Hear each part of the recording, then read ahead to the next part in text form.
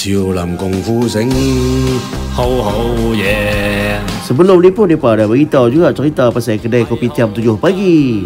Tapi lah ni cerita dalam bulan puasa. Kedai kopi tiam 7 pagi ni dalam bulan puasa mereka buka kedai start pukul 4 petang sampai pukul 2 pagi. Hari-hari dia panti berniaga. Hari Jumaat dia panti tak berniaga. Lah ni mereka ada buat menu untuk buka puasa dan menu untuk makan tengah malam yang sampai pukul 2 pagi. Hampa boleh main makan kat sini lepas hampa habis main tarawih. Hampa boleh main makan mereka punya Hokkien mi style original Cina Penang Kia punya. Ataupun hampa boleh main makan Penang Kari mi yang mereka kata style Puah Hati punya. Hampa boleh main makan cili watan mi yang sempoi punya. Hampa boleh main makan mereka punya Ketiao Teng yang asal punya. Hampa boleh main try makan mereka punya Char Kway Teow style Cina market ayam hitam Pulau Tikwe.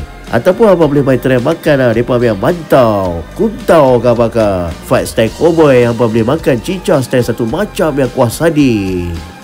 Roti bakar pun sempoi betul. Yang mereka calik sekaya dengan butter. Telur setengah masak pun hampa boleh main makan tengah malam. Sambil main buah ayak ke apa-apa, main kena kopi panas sekali dengan minum ayak peach lemonade ke apa-apa. Yang sempoi hampa boleh main sini betul.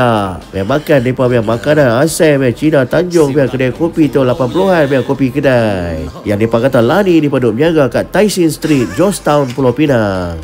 Hampa dosa duk buat apa lah. Tokyo kedai ni perempuan Melayu. Dia tak nak jual segala balik bayar buah pendek panggang buah atas meja. Yang duk ada semua makanan style halalan Toyiba.